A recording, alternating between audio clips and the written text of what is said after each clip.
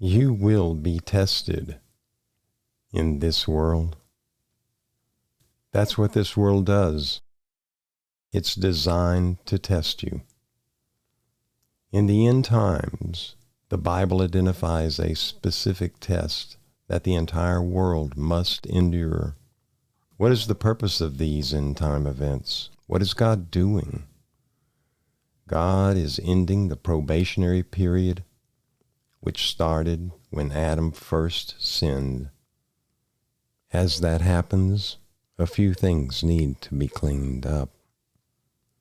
When Adam and Eve sinned, they were transformed from glorified beings to corrupted humans. The earth also went through a change from incorruption to corruption. As probation ends, the universe is gravely affected. Particularly, a few things need to be settled for humanity, for Satan and his demons, and for the earth. Therefore rejoice, ye heavens, and ye that dwell in them. Woe to the inhabiters of the earth and of the sea, for the devil is come down to you, having great wrath, because he knows that he hath but a short time. After probation, God needs to cleanse the universe of all sin. Satan is aware, and he will not go quietly. In order to exact a fair judgment on the last generation, the people still alive for the close of probation must be tested. Since all secular lives will be cut off at the same time, a global test is required to separate God's people who follow Jesus from Satan's people who do not follow Jesus. All the earth will be severely and finally tested, and that no man might buy or sell, save he that had the mark, or the name of the beast, or the number of his name. Although the final global test is severe, it is designed so that you can bear it. When the final test is done, the results must be executed.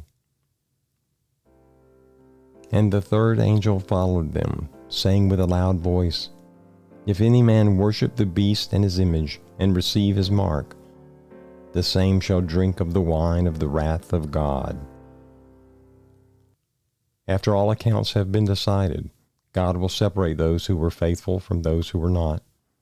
That process is the Great Tribulation, which culminates with Jesus returning to take up his people to heaven. Although Satan will be allowed to show his worst behavior, God's people will not be harmed during the Great Tribulation. Like Jacob's trouble and all the events in the Bible which symbolize the Great Tribulation, it has a time limit which God will enforce. As Jacob was not hurt, God's people will not be hurt. All the living must go through the Great Tribulation, but only those who remained faithful to Jesus will go to heaven. When God sends to men warnings so important that they are represented as proclaimed by holy angels flying in the midst of heaven, he requires every person endowed with reasoning powers to heed the message.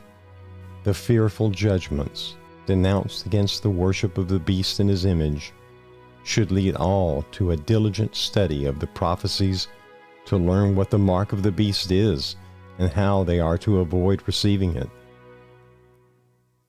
But the masses of the people turn away their ears from hearing the truth and are turned unto fables. The Apostle Paul declared, looking down to the last days, the time will come when they will not endure sound doctrine. Praise Jesus.